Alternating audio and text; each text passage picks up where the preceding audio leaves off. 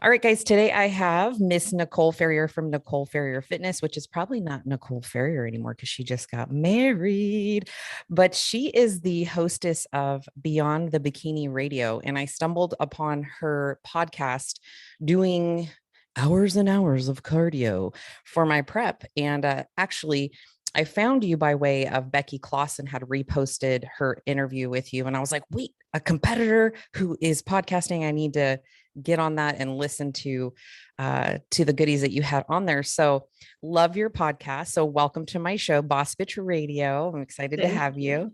Thank you for having me on. And yeah, that interview with Becky was a good one. I always say, like, there's a few people, whenever I bring them on, I'm like, I don't even know if they're going to say yes, but I was happy to have her on. It was really helpful for a lot of competitors. Yeah. And for those of you that don't know who Becky Claussen is, she is a head judge.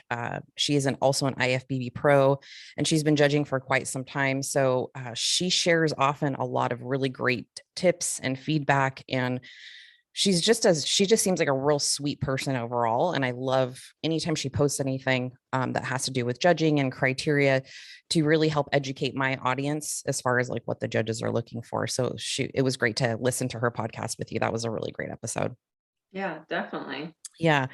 So I posted on Instagram a question box and I had some folks ask some questions. But before we dive into that, I want to get to know you a little bit more and introduce you to my audience. How did you get interested in this crazy world of bodybuilding and competing? Yeah, I think that it was kind of sprinkled in throughout my life, and I didn't really realize it at the time. I did gymnastics growing up. I actually did a whole bunch of different sports, but I did stick with gymnastics because it is so time consuming. I mean, you're in the gym sometimes 3 or 4 hours a day. And I would say my first introduction was my coach at the time. She was a IFBB fitness pro. And I always wondered why she was so shredded, so in shape, so different from everyone else. But I remember just looking at her thinking like, wow, like she's got kids and she looks like that and she's stronger than me. And like as a kid, usually your coach isn't stronger than you. Usually they're kind of on the other side of the sport. But she actually took me into the gym with one of my girlfriends, and I did not like it. I think I was 14 at the time. I hated it. I always hated conditioning. Was not a huge fan. I only liked flexibility because that's what I was good at. But as I got older, I was just getting into working out. I was 17, and all of the gymnastics girls, we decided to go to the weight training room. Unfortunately, we did not have our own weight training program. We had to go into the gym ourselves and figure it out. And we had no idea what we were doing. It was probably super embarrassing. I was very weak. I was Or never 17, you said? Yeah, Yeah, I mean, most 17-year-olds, that's pretty normal, I think. You're probably ahead of the curve, though, surprisingly, I'm sure. I mostly did the adductor machine and like a glute ham raise and abs. That's all I did because that was all I was comfortable with. But I started to YouTube different workouts, honestly. And way back, I don't really think she posts much fitness content now, but I saw Nikki Blacketer. I don't know if you remember her, but I was like, oh, that looks cool. She's like lifting heavy. She looks great. She looks strong. And I knew that gymnastics was kind of coming to an end because once you reach the age of 18, most gyms don't have insurance to have adults do anything there. So I needed an outlet. I needed something to stay busy, and I kind of just started there. Prepped myself for my first show. Was not a good idea. How'd that go? How was your first show? Let's talk about that. I always remember that's like such a vivid memory, right? Yeah, I was 19. I just turned 20 when I stepped on stage, and I didn't know what I was doing. I mean, I had hardly any muscle. That's always been my issue with bodybuilding is I've always been on like the lower muscle side, but I looked rough.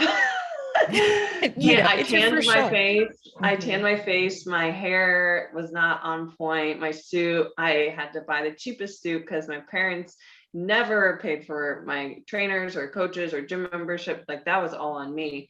But I was really having a good time. I met a lot of people backstage, and I think that was the first time I really saw someone quote unquote in shape and seeing like what the body can achieve. And I'm like, okay, I'm obviously not on par with that, but I wasn't like insecure about it. I think a lot of people who are beginners, they get kind of insecure and shut down. I was more so inspired. I was like, oh, they achieved that. What are they doing to Yeah. achieve How that? long ago was that? It If was you don't mind me asking. 2015. Okay. Mm-hmm. And bikini was still a lot different back then, so, Mhm. but there was, Very. yeah, there was still, more in shape, more lines and stuff. And that's really all I needed, was to just get leaner. I probably would have had, better shape, in the posing. So I slowly learned that like I needed to get a coach. I had to drop my ego too, because I was going to school at this time for exercise science. And I thought like, I can do it. I can apply my knowledge. And that's not the case. I think that we all need that accountability. And I worked with a very bro coach when I was 20, and not a super good experience either, but he did connect me to a lot of people in the industry. I worked with Kenny Wallach. He fixed my posing, and I feel like I just kept learning from there. I was learning trial and error, learning what works for me, what doesn't work for me, what kind of approach I want to take, what kind of physiques and bodies kind of replicate mine to where I can kind of like set realistic expectations. And yeah, I didn't do well my first two shows. I never wanted to give up, even though I wasn't doing good, because I had this like internal like feeling that like as long as I stick with this and get better, I can do well. And then I Right. think that the next time I competed, my third show, I actually won my class. So I went from Nice. getting no call outs to winning a class, and that felt really good. I'm sure. I know how you coach competitors? You do, yeah. Yeah. Okay. Um, and I had some questions that I wanted to go over that as far as coaching goes, but I think I do have clients that have that same experience where they, and maybe you have this experience as well, where they start as like a lifestyle client, and you start seeing, that they're interested, and they're, it piques their curiosity, and they usually come to you because it's like they almost like they don't want to say it out loud because they're afraid to admit it. I work with a lot of women, and then at some point, their body starts changing and people start asking. And so they're like ready, and they feel like they're ready. And then they get up and they do that for show, and they're so defeated, right? If they don't get first call outs. And trying to explain to them, like, this is definitely a marathon and it's Yeah. not a sprint, especially if you don't come from a background with like athletics, or, you're over 40, you have some of these challenges posed ahead of you. And, as a coach, I see a lot of clients who come to me and they have this great potential for success with some due time. But because of that, they really let it hamper their spirit, and just they stop altogether, and then take a bunch of steps back and really decide like, oh, this is not for me, I didn't win. And I'm like, no, that's not how this works. I don't know if you have clients that you experience that with too. It's Yeah. very far and few between, but yeah. The other thing too is like when you start working with a coach, and let's say you just keep switching coaches, because I see that a lot.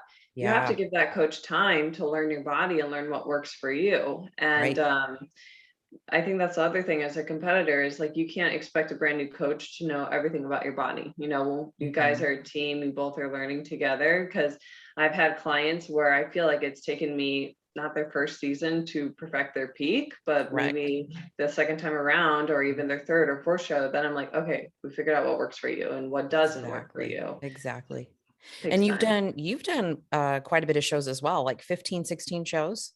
I've done like 20. It's 20. ridiculous. Whoa.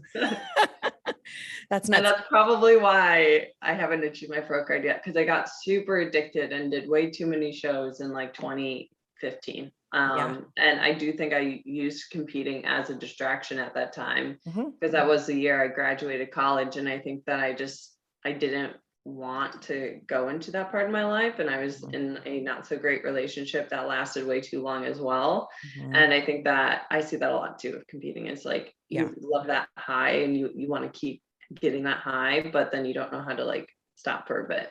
Right. And have like real life. Yeah. I can certainly relate to that too. I did that for a while, 2018, 2019. And I was like I had no life. It was just like competing. Hmm. That was it. Eat, breathe, sleep, competing. So, and it can suck you in if you're not careful, for sure. Yeah. So speaking on that, I did have some people ask like like competing related questions. Are you doing the fitness division now? Is that what I I saw? don't even know what I'm doing with myself, but honestly, I knew this. I looked at myself, I'm like, whatever direction I'm taking, if it's bikini or fitness, I have to grow. So Mhm. if that means growing and potentially doing another which I have no intentions to plan. I'm sorry, I have no intentions to compete next year. But if I were to do another national show as a fitness competitor, I know that it would take a very long time to get to that figure level. However, I don't mind competing in crossovers, which I know is really difficult, but I almost want the judges to tell me where you fit and where you should stay, if that makes sense. Yeah. I have athletes right now that are in the same position. They're like, they're clients because I have a personal training studio. And so they're clients at the studio. And we like really hammer down lower body really well there. And so their legs and glutes have grown like tremendously, almost too much for bikini, but they're not wellness. So we call them our wellkini. They're like in the middle. And then I have some girls that like have super developed upper body, but not enough lower body. And so they're like my figini. They're like the Yeah. figure, but like they have bikini bottom. So it's yeah. And then you have to really, in order to be successful, I tell them like we have to pick a horse and we have to ride it. If we're gonna go bikini, we have to restructure your workouts. Your cardio is gonna change. Like things have to change. So it's Yeah. hard when you're in that in between spot, especially if you really like training one particular way versus the other, but your body.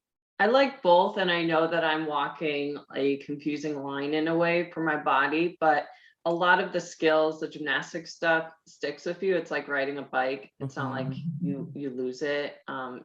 It's hard to explain, but it's more so just building strength, calisthenics. That's really all I need. And I started working with Missy for skills work. I'm still lifting as well, and she's been able to really help me. And I I don't understand why some people think that fitness is a cop out. I've heard that before too, where they're It like, is so challenging. How, in what way? That's crazy to me. I've never it's heard that. been it's been so much harder balancing fitness and bodybuilding and flexibility work all at once. Absolutely. So, And conditioning, and right? conditioning, Yeah. right? So I think fitness, is it quote unquote easier to turn pro?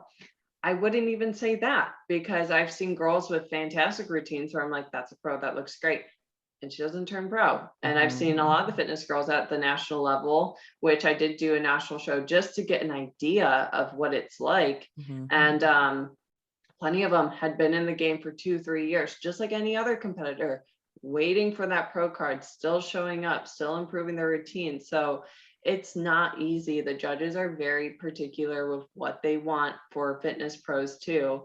And do you get like the one hit wonder that shows up to their first national show and they turn pro? Probably, but that happens with any division. Oh yeah, absolutely. And I feel like, not only that, you guys have mandatories that you have to hit.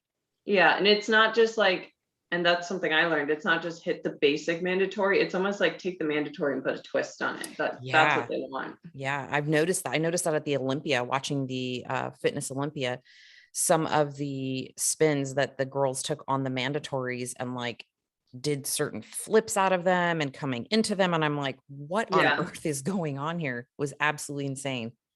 yeah, it's super cool. I love watching those routines, and those floors are not spring. They're not padded. They're No. very hard. It's hard on your body, Yeah. but it's fun and it's entertaining for the audience. And it's just such a unique thing. It's a great opportunity that the IFBB has created for these females who come from a dance, cheerleading, gymnastics background, who Mhm. love to lift. Like, what an amazing thing that you're able to still do both.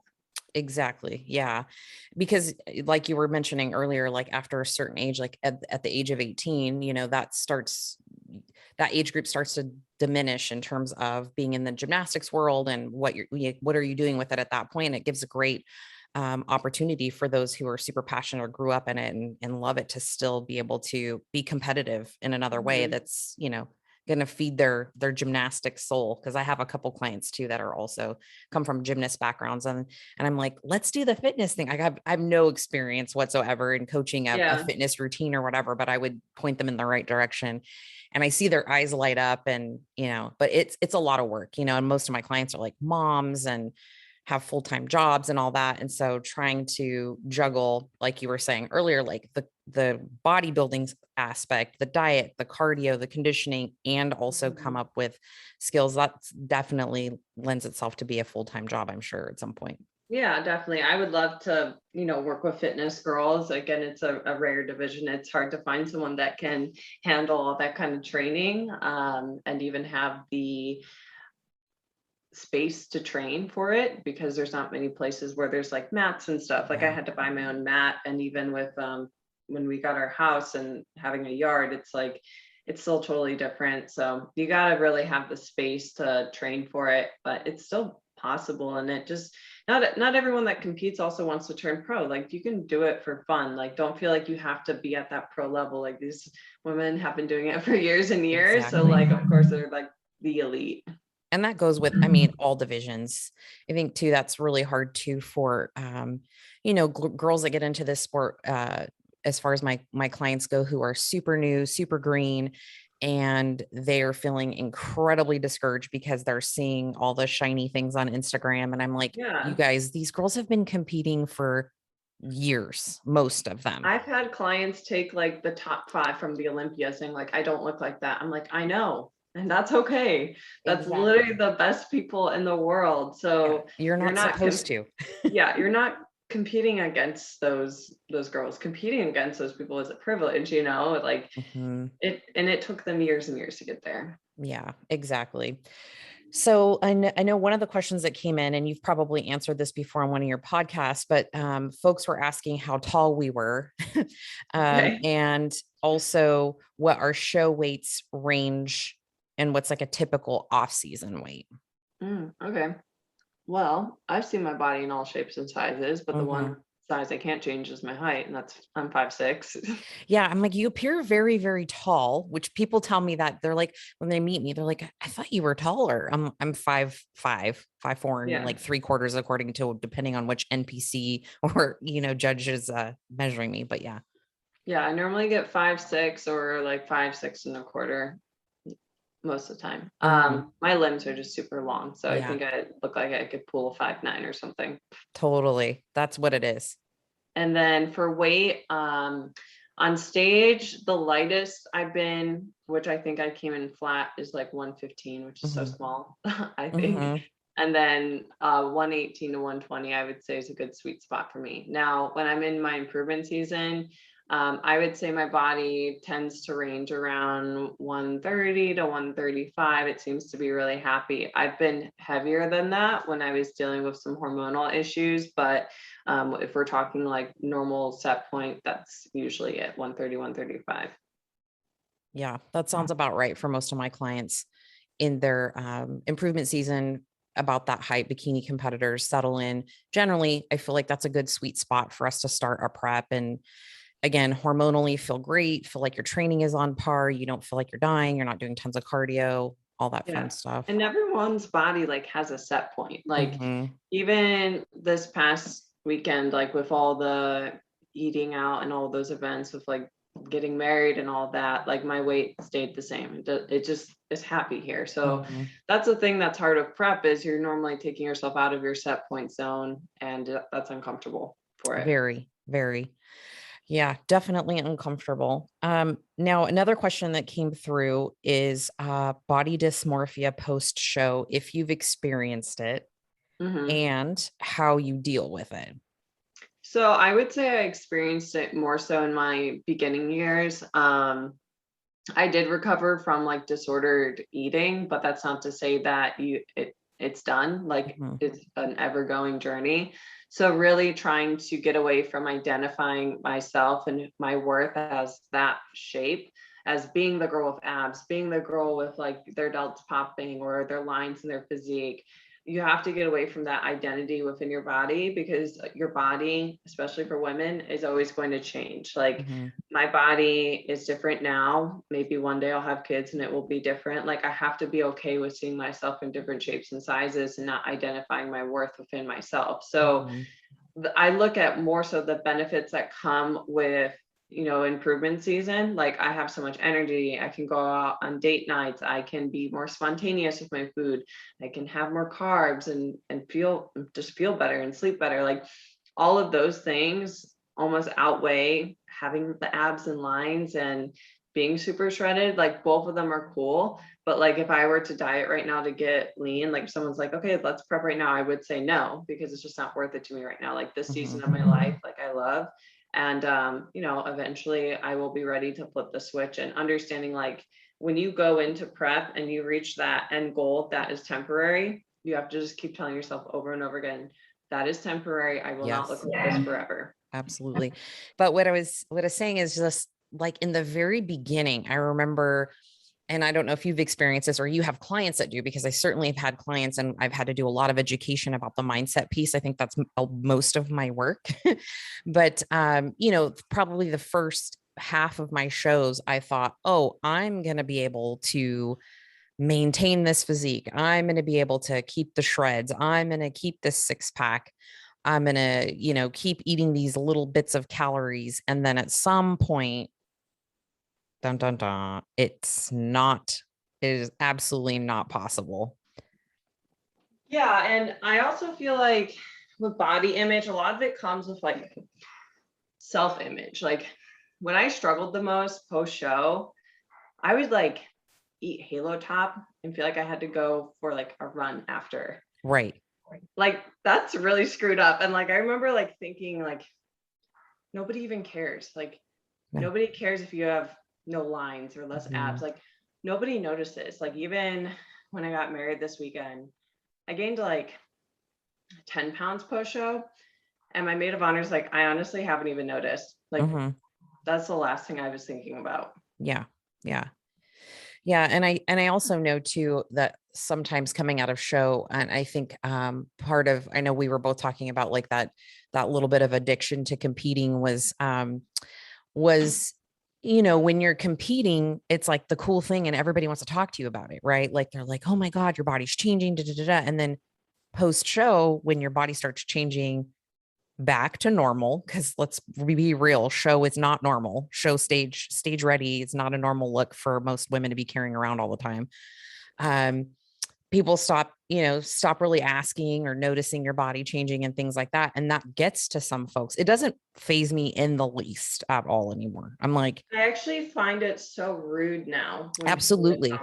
Like I used to think that it was cool when people are like, you look amazing, you look awesome. I've even had people tell me post show, like, I like how you look better. Like you look better now. And I'm like, first off, that's so rude. Oh my God, so rude. And I don't like have my body look a certain way for your validation. Correct. Yeah, correct. I know I tell a story sometimes about a guy in the gym who I saw when I was, you know, a few weeks out from a show. And then I saw him maybe like 6 months later, and he literally elevator looked me and said, oh, you're not dieting anymore. Yeah. And I was like, excuse me? He's like, well, you're not shredded. You're not shredded. So are you just not dieting? And I'm like, listen here, motherfucker. Or they're like, you're not training anymore. It's like, yeah. It's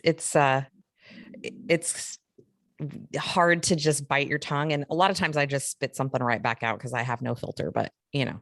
And the reality is we've been shown on magazines these super lean physiques, and no one has told us that that's not attainable long term. People literally think that bodybuilders look like that 365.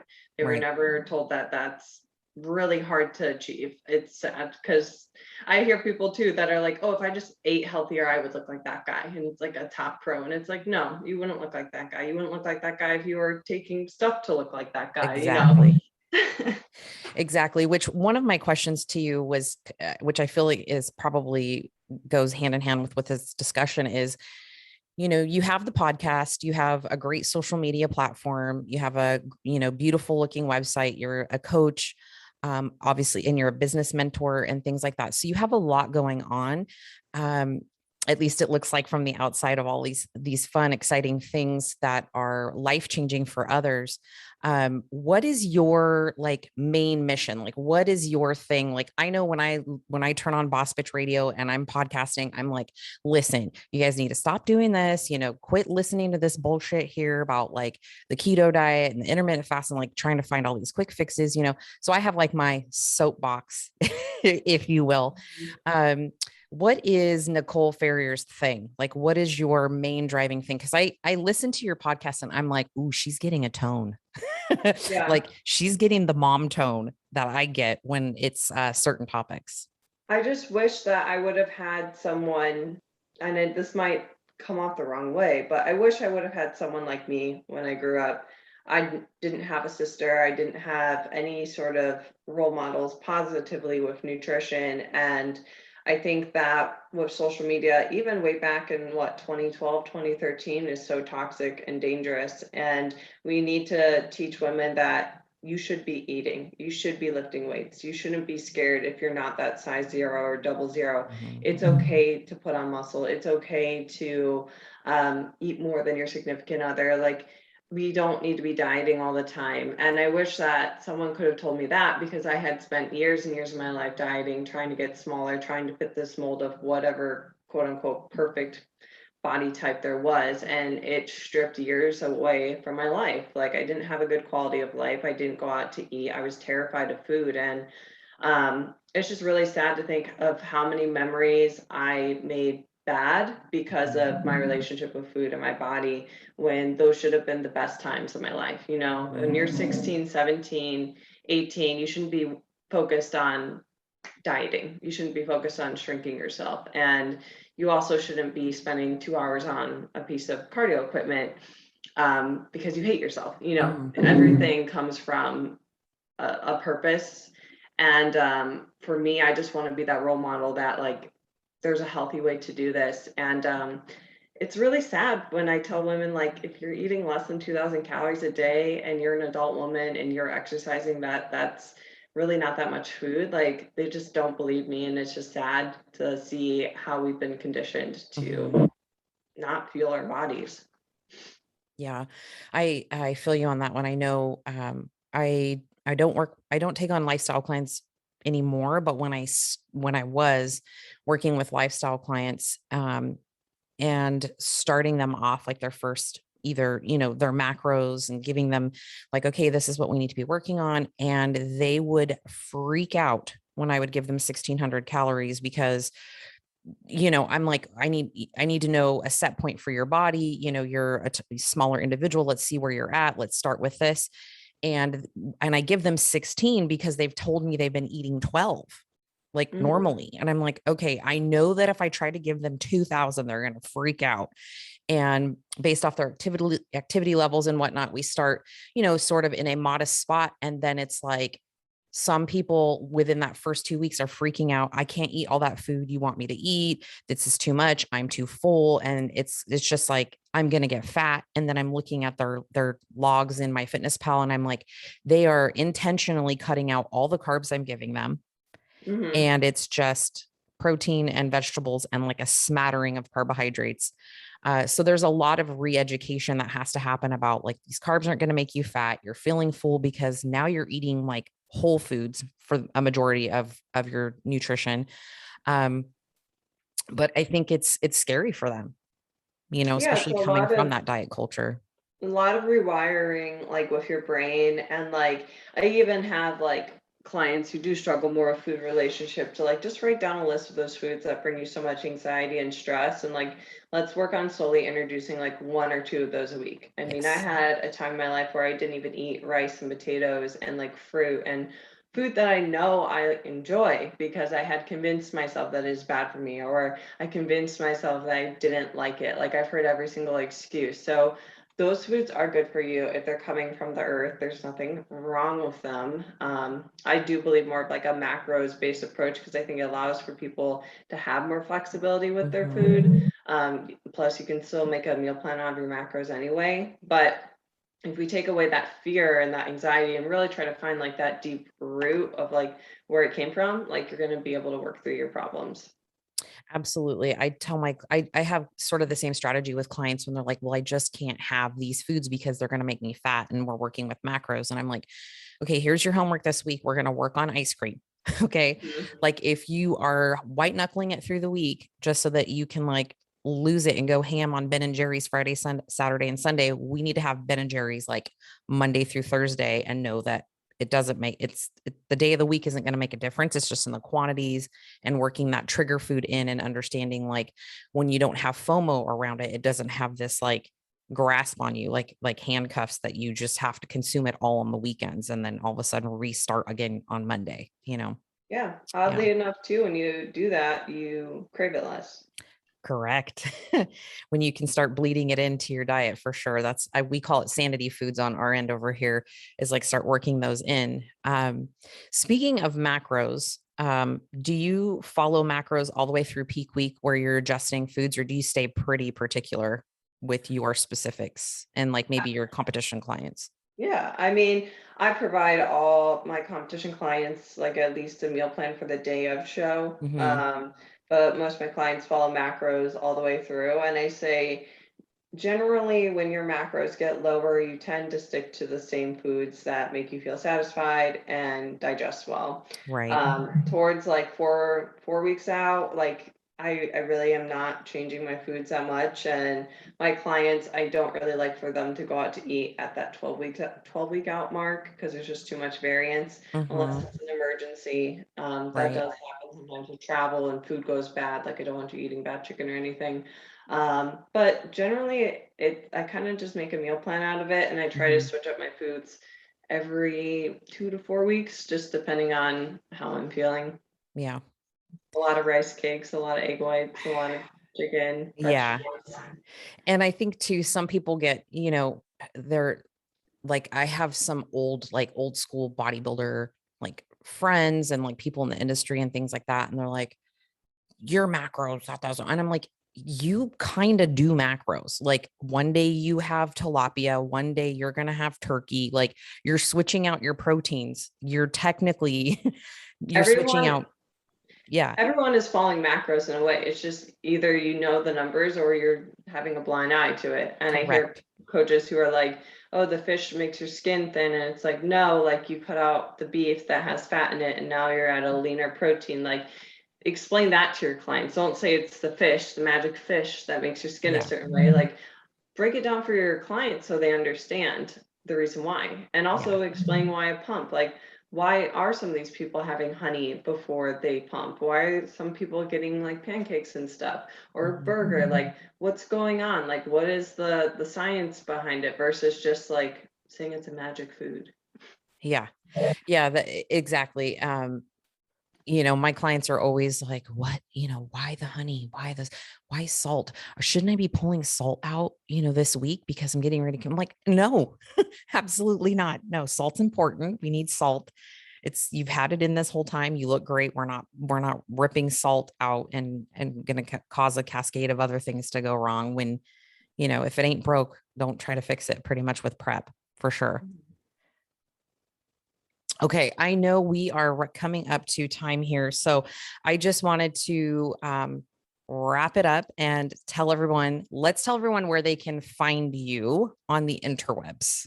Yeah, well, you can actually find me a lot of different places. I'm on TikTok and Instagram, Nicole Ferrier Fitness. It's the same for both of those. I'm on my podcast, Beyond the Mhm. Bikini Radio, and then I have like a Facebook group as well, which is just Nicole Ferrier's Fit Fam. I'm actually not changing my like whole business name Mhm. because I got married. I got so many questions on that, but Yeah. it'll always be Nicole Ferrier Fitness, so you can always find me there. NicoleFerrierFitness.com.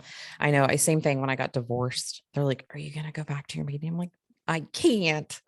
I've Yeah. I've had this brand for 15 years, almost. So I totally feel you on that. Well, it was a joy to have you on. I absolutely adore your podcast. I love your Instagram stories, you guys. If you haven't followed her, you need to go follow her now. Her stories are great. She shares a lot of amazing content.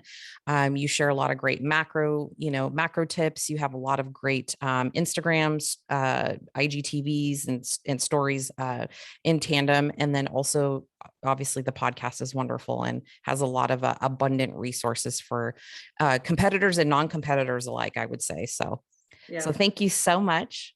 Thank you. That was great. And I will see you over on social media. Sounds good. Okay. Have a great day.